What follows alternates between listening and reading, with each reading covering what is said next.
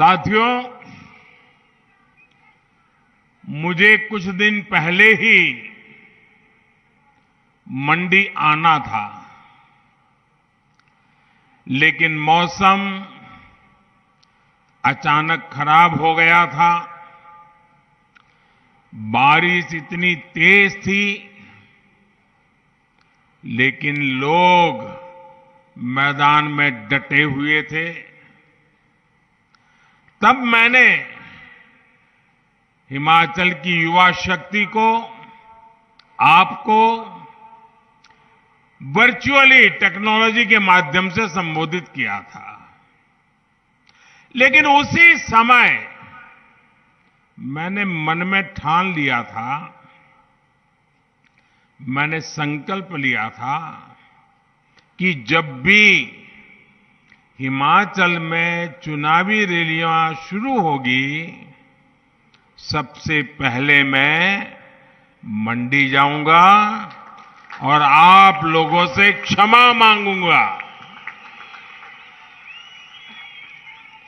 मंडी के लोगों ने, हिमाचल के लोगों ने इतना कष्ट उठाया, मैं पहुंच नहीं पाया। उसकी पीड़ा मेरे मन में हमेशा रहेगी। लेकिन आज मुझे उतना ही अच्छा भी लग रहा है, क्योंकि आज हिमाचल की मेरी पहली सभा मंडी से ही हो रही है, सुंदरनगर में हो रही है।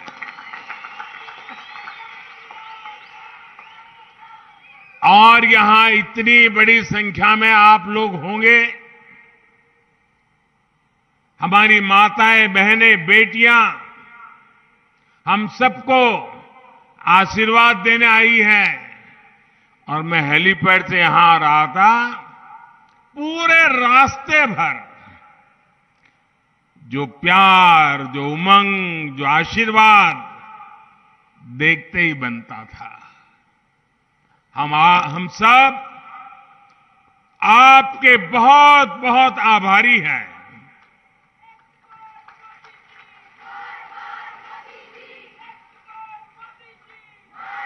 साथियों, ये देवभूमि से मेरा नाता इतना निकट रहा है कि आज सुंदरनगर में भी मैं पहले भी बहुत बार आना होता था। मैंने निहरी की चढ़ाई भी चढ़ी है और सराज, कुल्लू, किन्नौर, चंबा और कांगड़ा के दुर्गम क्षेत्र भी पैदल नापे हैं। दोस्तों, यहां के रास्ते, ये सुंदरनगर की इतनी सुंदर बीबीएमबी झील, उसे कोई कैसे भूल सकता है। और जब मैं मंडी शहर की और फिर यहां से जब जाता था, तो अक्सर यहां रास्ते में चाय पीना, यहां की दुकानों से लोगों से गप्पे मारना, ये मेरा एक प्रकार से क्रम बन गया था। तब ना मैंने सोचा था कि एक दिन हिमाचल प्रदेश की, देश की सेवा का मौका मिलेगा, आप सबके आशीर्वाद से मिलेगा। और सुंदरनगर के मेरे पुराने सभी साथी, उनको भी वो पुरानी बातें याद करते होंगे तो आश्चर्य होता होगा। हम लोग घंटों घंटों गप्पे लड़ाया करते थे, हंसी मजाक किया करते थे। हमारे ठाकुर गंगा सिंह जी, हमारे दिलेराम जी, हमारे दामोदर दास जी, ऐसे अनेक संयोजन में भी मैंने बहुत कुछ सीखा। मुझे कुछ समय पहले ही यहां सुंदरनगर के होनहार सपूत बॉक्सर आशीष चौधरी से भी याद है, उनसे बातचीत करने का मौका मिला था। टोक्यो ओलंपिक जाने से पहले जब वो स्पेन में ट्रेनिंग ले रहे थे, तब मेरी उनसे बात हुई थी। पिता की मृत्यु के बाद जिस तरह का हौसला भाई आशीष ने दिखाया, वो सब लोग नहीं दिखा पाते। सुंदर नगर के लोगों की यही बात पूरे हिमाचल की पहचान है, ये पहाड़ी लोगों की पहचान है। साथियों, मैं आज सुबह जब दिल्ली से निकला, आप लोगों के पास आ रहा था, तभी मुझे स्वतंत्र भारत के पहले मतदाता और कल्पा किन्नौर के रहने वाले श्याम शरण नेगी जी के दुखद निधन की भी खबर मिली।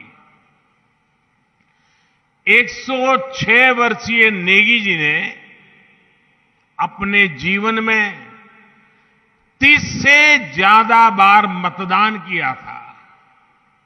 इतना ही नहीं, अभी 2 दिन पहले 2 नवंबर को ही ये जो विधानसभा चुनाव हो रहे हैं, उसके लिए भी उन्होंने पोस्टल बैलेट के माध्यम से वोट दिया था। जाने से पहले भी उन्होंने मतदान करके अपना कर्तव्य निभाया। ये बात हर देशवासी को, खास करके मेरे युवा मतदाताओं को, हर नागरिक को सदा सर्वदा प्रेरित करती रहेगी। मैं बहुत ही भावुक मन से परमादरणीय श्याम शरण नेगी जी को सर झुका करके श्रद्धांजलि देता हूं। उनके परिजनों के प्रति अपनी संवेदनाएं व्यक्त करता हूं। साथियों, इस बार का हिमाचल चुनाव बहुत खास है। खास इसलिए क्योंकि इस बार 12 नवंबर को जो वोट पड़ेंगे, वो वोट सिर्फ आने वाले 5 वर्ष के लिए नहीं है। इस बार 12 नवंबर को पड़ने वाला एक एक वोट हिमाचल के अगले 25 साल की विकास यात्रा तय करेगा।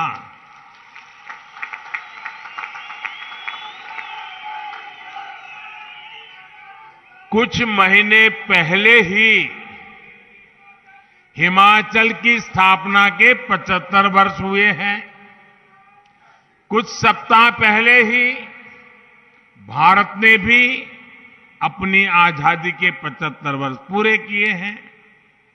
जब भारत अपनी आजादी के 100 साल मनाएगा, उसी के आसपास हिमाचल भी अपनी स्थापना के 100 साल पूरे करेगा।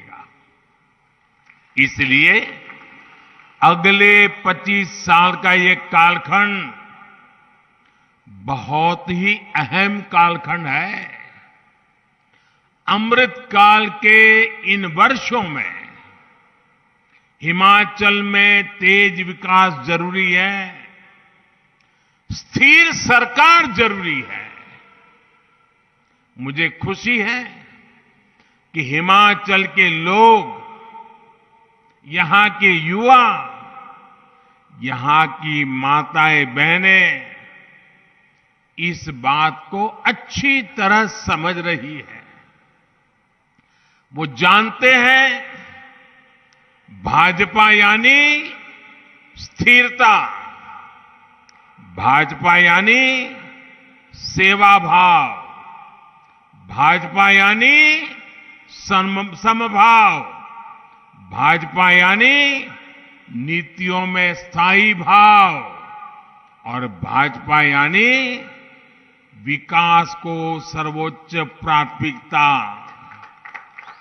इसलिए इस विधानसभा चुनाव में हिमाचल के लोग भाजपा सरकार की जोरदार वापसी की ठान चुके हैं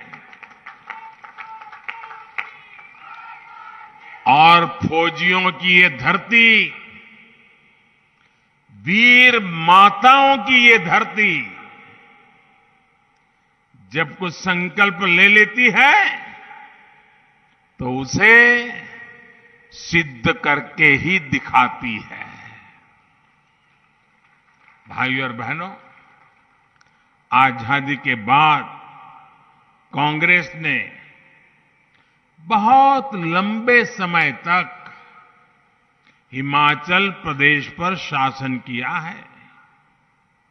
कांग्रेस के लिए सरकार में आना, सरकार में रहना राजपाट चलाने जैसा ही रहा है।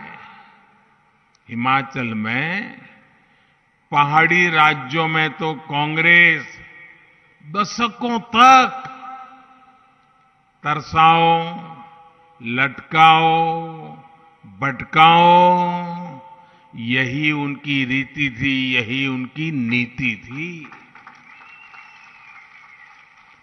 कांग्रेस ने हमेशा यही सोचा कि इतना छोटा राज्य, 3-4 सांसद आते हैं, देश की राजनीति में क्या फर्क पड़ता है? इतने छोटे राज्य की हैसियत क्या है? अरे होता है, चलता है, करो न करो कौन पूछता है भाई।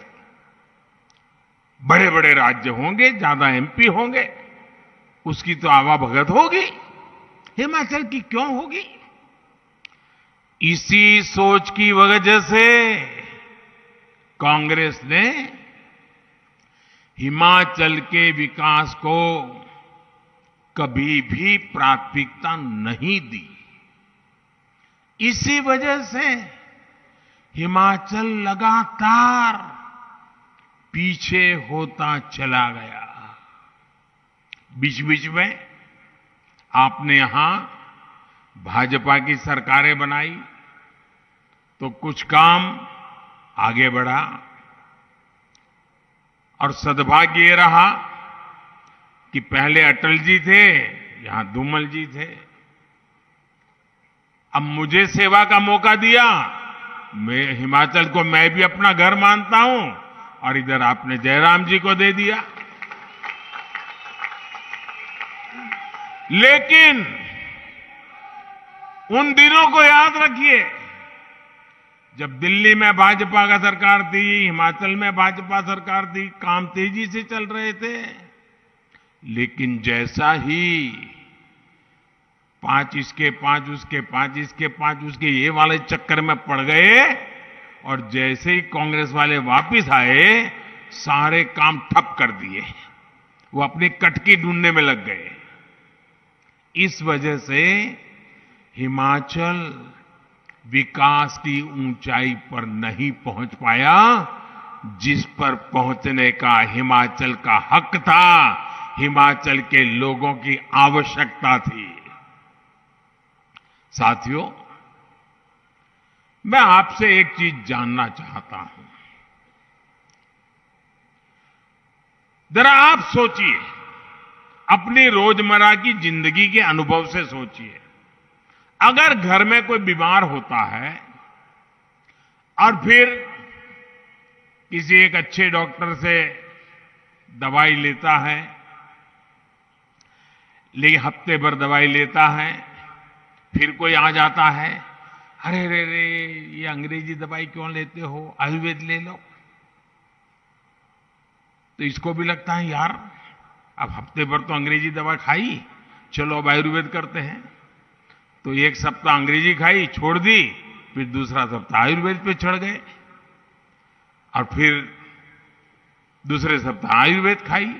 इतने में कोई आ गया, अरे भाई ये आयुर्वेद क्यों खाते हो, क्या फायदा है?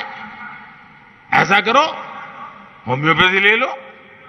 तो तीसरे हफ्ते होम्योपैथी ले लिया। अब मुझे बताइए, एक हफ्ते एक दवाई, दूसरे हफ्ते दूसरी दवाई, तीसरे हफ्ते तीसरी दवाई, चौथे हफ्ते चौथी दवाई, क्या मरीज ठीक होगा क्या? मुझे बताइए, बीमारी जाएगी क्या? जाएगी क्या?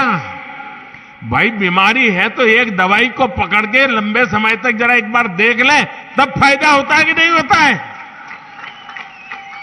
भाइयों बहनों, इतनी जल्दी जल्दी दवाइयां बदलने से बीमारी जाती नहीं है। आप दवा का एक डोज ले, फिर दूसरा डोज, फिर तीसरा डोज, कभी किसी को फायदा नहीं होता है। और इसलिए मेरे भाइयों बहनों, हिमाचल ने अब तक ऐसी ही गलती होती रही है और उसका परिणाम ये आया है कि यहां जो मुसीबतें हैं, इसके लिए किसी ने अपनी जिम्मेवारी नहीं ली। आपकी जो तकलीफें हैं, जो मुसीबतों से आपको जिंदगी गुजारनी पड़ रही है, उसकी जो आकर के शिमला में बैठे, उन्होंने जिम्मेवारियां नहीं ली। और उनको भी पता था कि अब 5 साल आए हैं, क्या करना है भाई, क्या जरूरत है? 5 साल कितना ही काम करो, ये लोग तो 5 साल के बाद दूसरे को लाने वाले हैं।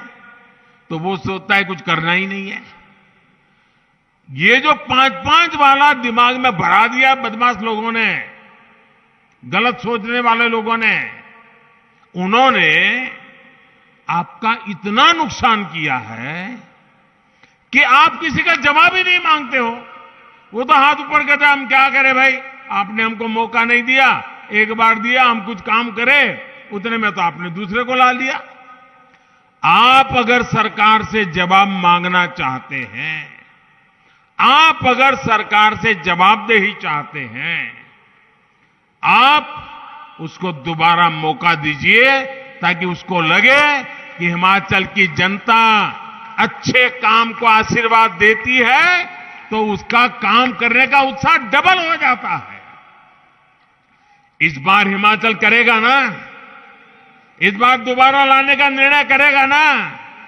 ये पुरानी बातों को छोड़ेगा कि नहीं छोड़ेगा? और मेरे हिमाचल के भाइयों बहनों, आपने मुझे दिल्ली में बिठाया है, मैं आपके लिए कुछ करना चाहता हूं। पिछले 5 साल से कर रहा हूं, आगे भी करना चाहता हूं। मुझे सेवा का मौका दोगे ना? पक्का दोगे? और मैं आपको वादा करता हूं, इस धरती के बेटे के नाते मैं आपके लिए जितना कर सकता हूं, कभी पीछे नहीं रहूंगा भाई। लेकिन अगर यहां आपको ऐसे लोगों को बिठा दिया जो काम को आगे ही न बढ़ने दे, तो क्या होगा? मैं कितना ही दिल्ली से जोर लगाऊं, काम हो पाएगा क्या? रुकावटें आएगी कि नहीं आएगी? इसलिए भाइयों बहनों, यहां भाजपा की सरकार बनाइए, ताकि मैं आपकी सेवा अच्छी तरह से कर सकूं। भाइयों बहनों, कांग्रेस ने अपने लंबे शासन में हिमाचल का जितना नुकसान किया है, उसकी भरपाई के लिए और फिर तेज गति से काम करने के लिए भाजपा को दोबारा जिताना, भाजपा को बार बार जिताना और दिल्ली की मोदी सरकार की भी भाजपा सरकार को पूरी मदद मिलती रहे, ये पक्का करने वाला ये चुनाव है। साथियों, कांग्रेस कैसे काम करती है, इसका मैं आपको एक उदाहरण देता हूं। एक एक चीज याद रखिए, भूलना मत। 50 साल से ज्यादा हो गए जब कांग्रेस ने गरीबी हटाओ की बात कही थी। जब भी आओ गरीबी हटा के नारे लगाओ, गरीबी हटाओ नारे लगाओ, वादा करना और लोग भी मानते थे हाँ यार गरीबी जाएगी। चुनाव होते गए, गरीबी हटाओ का नारा देकर कांग्रेस सरकार बनाती गई, लेकिन देश से गरीबी नहीं हटी। झूठे वायदे करना, झूठी गारंटी देना, ये कांग्रेस की पुरानी तरकीब रही है। आपको याद होगा, किसानों को कर्ज माफी के नाम पर कांग्रेस किस तरह झूठ बोलती रही, इसका गवाह भी पूरा देश रहा है। कांग्रेस की सच्चाई ये है कि 2012 में जिस घोषणा पत्र पर वो चुनाव जीते, मैं आज से 10 साल पहले की बात कर रहा हूं, उसमें आप निकाल करके देख लीजिए, 2012 में उनके जो वादे किए थे, जो उनके घोषणा पत्र में लिखा था, एक भी काम उन्होंने 2012 से 17 आपने उनको सर आंखों पर बिठाया, आपका एक भी काम उन्होंने किया नहीं, खोल करके देखा नहीं घोषणा पत्र उन्होंने। जबकि भाजपा की पहचान है कि जो हम कहते हैं उसे पूरा करने के लिए दिन रात खपा देते हैं। भाइयों बहनों, दिन रात खपा देते हैं। भाजपा जो संकल्प लेती है उसकी सिद्धि करके दिखाती है। भाजपा ने जम्मू कश्मीर से आर्टिकल 370 हटाने का संकल्प लिया था ना? पूरा किया कि नहीं किया? पूरा किया कि नहीं किया? भाजपा ने राम मंदिर बनाने का संकल्प लिया था और वो निर्णय भी इसी हिमाचल की धरती में, पालमपुर में भाजपा की वर्किंग कमेटी में निर्णय किया गया था। भाइयों, इसी देवभूमि में निर्णय किया गया था। आज राम मंदिर बन रहा है कि नहीं बन रहा है? आप बताइए, बन रहा है कि नहीं बन रहा है? ऐसे नहीं, जरा जोरों से बोलिए, बन रहा है कि नहीं बन रहा है? वादा निभाया कि नहीं निभाया? वचन पूरा किया कि नहीं किया? साथियों, भाजपा के संकल्पों की सिद्धि का एक और उदाहरण, ये तो हमारी वीरों की भूमि है। हर परिवार फौजी परिवार है, हर घर हिंदुस्तान की सुरक्षा का किला है। अब देखिए, 1 रैंक 1 पेंशन, एक ऐसा उदाहरण है, वो कांग्रेस को जानने समझने के लिए काफी है। कांग्रेस 40 साल से देश के फौजियों को हर चुनाव में वादा करती थी। आपके हिमाचल के मेरे फौजी परिवार बराबर याद होगा, हर बार वादा करते थे 1 रैंक 1 पेंशन बस आ जाएगा, चुनाव जिता दो, आ जाएगा चुनाव।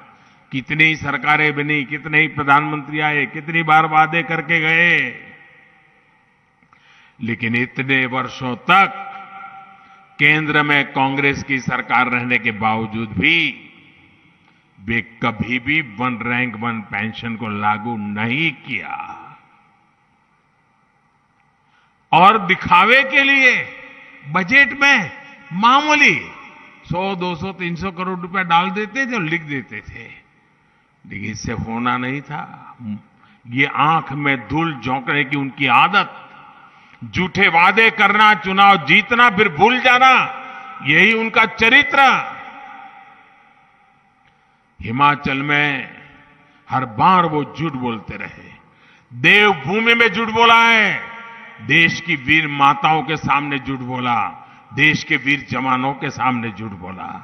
भाइयों बहनों, मैं हिमाचल में आया था 2014 में, चुनाव में आपके वोट मांगने के लिए आया था, और मैंने हिमाचल में आकर के मैं कहा था, मैं जानता हूं मामला बहुत बड़े धन का है, धन खर्च करना पड़ेगा, तिजोरी खाली करनी पड़ेगी, लेकिन ये वादा मैं पूरा करूंगा। भाइयों बहनों, वन रैंक वन पेंशन का वादा हमने पूरा किया कि नहीं किया? किया कि नहीं किया? वादा 40 साल तक उन्होंने किया था, नहीं पूरा किया। हमने वादा किया 5 साल के भीतर पूरा कर दिया था। भाइयों, जुबान की कीमत होती है और लोकतंत्र में भारतीय जनता पार्टी की जुबान जनता जनार्दन को समर्पित होती है, जनता जनार्दन के लिए संकल्पित होती है। भाइयों, वन रैंक वन पेंशन लागू होने की वजह से हमारे रिटायर्ड फौजी साथियों की जेब में, उनके परिवार के पास पहले जो पेंशन जाता था उससे अतिरिक्त और 60,000 करोड़ रुपया मेरे इन फौजी परिवारों के जेब में गए। भाइयों, 60,000 करोड़ रुपया बहुत बड़ी अमाउंट होती है। आप ध्यान दीजिए साथियों, क्या कांग्रेस सरकार होती तो ये 60,000 करोड़ रुपया मेरे फौजी परिवारों के घर में आते क्या? फौजी परिवारों के विधवाओं के घर में जाते क्या? भाइयों बहनों, कांग्रेस की सरकार होती तो आज भी वन रैंक वन पेंशन के नाम पर आप लोगों को ठगती रहती। साथियों, उनके वादे कभी सही नहीं निकले। इस चुनाव में भी वादे करने में पीछे नहीं हटेंगे। उन पे भरोसा मत करना।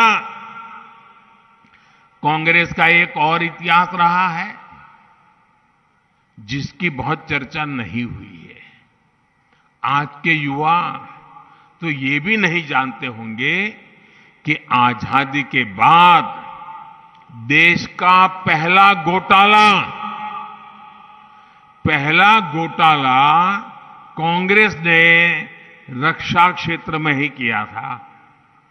तब से लेकर जब तक कांग्रेस की सरकार रही, तब तक उसने रक्षा सौदों में जमकर दलाली खाई, हजारों करोड़ के घोटाले किए। इसके साथ ही कांग्रेस ने एक और बात सुनिश्चित की। कांग्रेस कभी नहीं चाहती थी कि देश रक्षा साजो सामान के मामले में आत्मनिर्भर बने। वो सेना के लिए हर खरीद में कमीशन चाहती थी, अपने नेताओं की तिजोरी भरना चाहती थी। इस वजह से हमेशा हथियार खरीदने में देरी की गई। इसका नुकसान किसे हुआ? इसका सबसे बड़ा नुकसान हुआ हिमाचल की उस वीर माताओं को जिसने अपना बेटा मातृभूमि की रक्षा के लिए बॉर्डर पर लड़ने के लिए भेजा था। इसका सबसे बड़ा नुकसान हमारे हिमाचल की बहन बेटियों को हुआ। उन बहनों ने जिसने अपना भाई दुश्मन से मोर्चा लेने के लिए सीमा पर भेजा था। इसका नुकसान हिमाचल की हजारों महिलाओं ने उठाया, हजारों बच्चों ने उठाया। हथियारों में दलाली खाकर कांग्रेस ने कितनी ही जिंदगियों के साथ खिलवाड़ किया है। मैं हिमाचल की किसी माता, बहन, बेटी के साथ यह अन्याय नहीं होने दूंगा। इसलिए आज भारत आत्मनिर्भर होने का अभियान चला रहा है, अपने हथियार खुद बनाने पर जोर दे रहा है। साथियों, कांग्रेस देश की रक्षा की ही नहीं बल्कि देश के विकास की भी हमेशा से विरोधी रही है। गुजरात में इतने साल मुख्यमंत्री रहते हुए मैंने इसे खुद महसूस किया है। जब 2014 में आपने मुझे सेवा का अवसर दिया तो मैं चाहता था कि हिमाचल में विकास की योजना तेजी से आगे बढ़ी। मैं 2014 की बात कर रहा हूं। जब मैं दिल्ली में बैठा तो हिमाचल के साथ मेरा लगाव रहा था। हिमाचल ने मुझे बहुत प्यार दिया था, तो मुझे स्वाभाविक बैठते ही हिमाचल याद आना बहुत स्वाभाविक था। लेकिन भाइयों बहनों, उस समय यहां कांग्रेस की सरकार थी और मुझे आज भी याद है केंद्र सरकार की अनेकों योजनाओं को कैसे कैसे यहां की कांग्रेस सरकार ने लागू नहीं होने दिया, अड़ंगे डाले, रुकावटें डाली। उनके दिमाग में तो यही नशा था कि मोदी होता कौन है, ये दिल्ली सरकार होती कौन है, हमारी मर्जी क्या करे क्या ना करे, और मोदी की योजनाओं को लागू करेंगे तो ये हिमाचल के लोग तो मोदी को अपना नेता मानेंगे, हमें तो मानेंगे नहीं। इसी चिंता में दिल्ली से मैं योजना भेजता था, पैसे भेजता था, वे इसको अड़ंगे लगा करके बैठ जाते थे। मैं इसका एक उदाहरण देता हूं आपको। 2014 से और 2016 के बीच यहां कांग्रेस की सरकार थी और दिल्ली में आपने मुझे बिठाया था। हमने प्रधानमंत्री आवास योजना शहरी के तहत घर बनाने की, जो शहर में लोग हैं जिनके पास अपने घर नहीं है, जैसे सुंदरनगर हो, मंडी हो, शिमला हो, कांगड़ा हो, जिनके पास घर नहीं है, भाई उनको घर होना चाहिए। और ये पहाड़ों में ठंड में झुग्गी झोपड़ी में जिंदगी बसर करते हैं, उनको अच्छा पक्का छत वाला घर मिलना चाहिए। तो हमने प्रधानमंत्री शहरी घर बनाने की योजना के तहत हमने पैसे दिए। उनका काम था सिर्फ उन पैसों को खर्च करके लागू करना। 2014 से 17, ये मेरे पत्रकार मित्र भी आंखें फट जाएगी आपकी सुन करके, 2014 से 17 इतनी बड़ी सरकार, इतना बड़ा मेरा हिमाचल, ये मेरी वीर भूमि, वीर माताएं, कितने घर बने होंगे। 14 से 17 पैसे भारत सरकार दे रही थी, कितने घर बने होंगे आप अंदाज लगा सकते हो। मैं बोलूंगा तो आपको भी शर्म आएगी कि ऐसी सरकार यहां चलती थी कांग्रेस की। पूरे हिमाचल में सिर्फ 15 घर बने, 15। और जरा जोरों से बोलो। आप ध्यान दीजिए साथियों, सिर्फ 15 घर।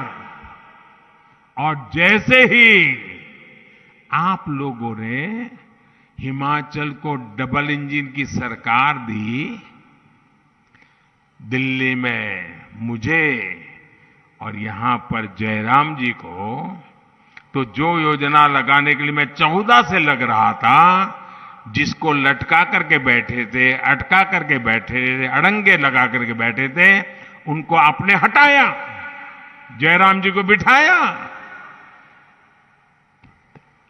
कहां 15 घर, और हमने 10,000 घरों पर काम शुरू कर दिया। कितने भाई, कितने घर, कितने माताएं बहनें जरा बोलते कितने, उनके कितने थे, उनके कितने थे, हमने कितनों पर काम शुरू किया।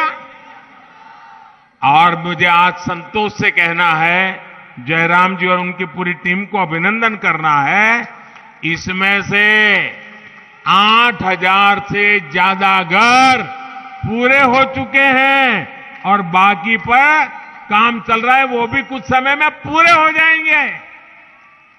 कहां 15 घर वाली कांग्रेस की सरकार और कहां 8,000 घरों को बनाने वाली डबल इंजन की सरकार। अब आप तय कीजिए कि आपको 15 घर बनाने वाली सरकार चाहिए कि 8,000 घर बनाने वाली सरकार चाहिए। कौन सी सरकार चाहिए? निर्णय आपको करना है दोस्तों। मैं कह रहा हूं इसलिए करो ये नहीं कहने आया हूं।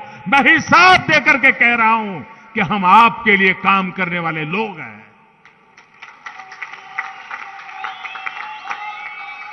यानी 2017 के बाद से भाजपा सरकार में हिमाचल के विकास ने अभूतपूर्व तेजी पकड़ी है। मैं आज भी ये सोचकर परेशान हो उठता हूं कि अगर 2017 में भी हिमाचल में कांग्रेस की सरकार आती, जयराम जी की सरकार न आती, तो क्या होता दोस्तों? 15 के बजाय 25 घर बना लेते, 25 नहीं तो 50 बना लेते। साथियों, बीते 2-2.5 साल में दुनिया की इतनी बड़ी महामारी, हिमाचल लोगों ने भी इसका मुकाबला किया है। भाजपा की सरकार में हिमाचल ने देश में सबसे पहले 100% टीकाकरण का लक्ष्य हासिल किया। आप कल्पना करिए, अगर महामारी के समय भी यहां कांग्रेस होती तो क्या होता? कांग्रेस का तो इतिहास है कि उसने गंभीर से गंभीर बीमारी के टीकों के लिए भी देश के लोगों को बरसों बरसों तक इंतजार करवाया था। और हिमाचल में टीका लगवाने का मतलब सिर्फ एक नागरिक की जान से जुड़ा हुआ नहीं है। जब हिमाचल में सबको टीका लग गया तो बाहर से आने वाले टूरिस्टों को भरोसा हो गया कि हिमाचल सेफ है। फिर से टूरिज्म ने गति पकड़ना शुरू किया, यहां के लोगों की रोजी रोटी चल पड़ी। ये वैक्सीन की ताकत थी और ये जयराम जी और भाजपा सरकार की ताकत थी कि उन्होंने पूरे देश में हिमाचल को पहला, और मैं यहां के हमारे आशा वर्करों, हमारे आंगनवाड़ी वर्कर, हमारे गांव में काम करने वाले हेल्थ वर्कर, उनको आज नमन करता हूं कि उन्होंने पहाड़ों पर चल करके जाकर के, बर्फीली जगह पर जाकर के भी वैक्सीनेशन का काम कर लिया और जिंदगी बचाने का काम कर लिया, और मुफ्त में, एक पैसा नहीं लिया किसी भाइयों बहनों। कोरोना के समय में अगर हिमाचल में कांग्रेस होती तो हिमाचल में सबसे अंत में टीके पहुंचते, क्योंकि 4 सीट वाले हैं, क्या लेना देना।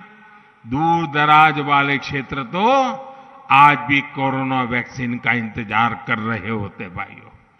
100 साल की सबसे बड़ी आपदा में ये डबल इंजन की सरकार आज भी हिमाचल के गरीबों को, लाखों गरीब परिवारों को मुफ्त राशन दे रही है। मुफ्त राशन मिल रहा है ना। ये मेरी माताएं बहनें मुझे आशीर्वाद हमेशा देती हैं कि दिल्ली में एक उनका बेटा बैठा है जिसने हमारे घर के चियूले को कभी बुझने नहीं दिया। दिल्ली में एक ऐसा बेटा बैठा है जिसने कभी हमारे घर के चूल्हे को बुझने नहीं दिया। कोई रात ऐसी नहीं थी जब बच्चों को भूखे सोना पड़े, क्योंकि दिल्ली में एक बेटा बैठा था जो जागता था कि मेरा बेटा खा करके सो जाए। और इसलिए भाइयों कांग्रेस की सरकार होती तो गरीब का राशन लूट जाता दोस्तों, गरीब की रसोई तक नहीं पहुंचता। साथियों, 2017 में कांग्रेस की सरकार ना बनाकर भाजपा को सेवा का मौका देकर हिमाचल के लोगों ने इस देश भूमि की रक्षा करने का काम किया है। अगर हिमाचल के लोगों ने भाजपा को सेवा का मौका नहीं दिया होता तो आज 9 लाख नए घरों में नल से जल नहीं पहुंचता भाइयों। अगर हिमाचल के लोगों ने हमें सेवा का मौका नहीं दिया होता तो यहां की लाखों रसोइयों में उज्ज्वला का सिलेंडर नहीं पहुंचता। अगर हिमाचल के लोगों ने भाजपा को सेवा का मौका नहीं दिया होता तो आयुष्मान योजना और हिम केयर योजना के तहत 4 लाख लोगों को मुफ्त इलाज नहीं मिलता। अगर यहां 2017 में भाजपा सरकार नहीं बनती तो अटल टनल का काम शायद वहीं अटका लटका पड़ा होता, वो काम कभी पूरा नहीं होता। साथियों, आज अटल टनल से हमारी योजनाओं को भी फायदा हो रहा है। लाहौल स्पीति के मेरे भाई बहनों को आजादी के बाद पहली बार जीवन का उनका सुख का समय आया है। ये काम हमने किया है और इसे आप हमेशा याद रखिए। ये सब किसने किया? ये सारा काम किसने किया?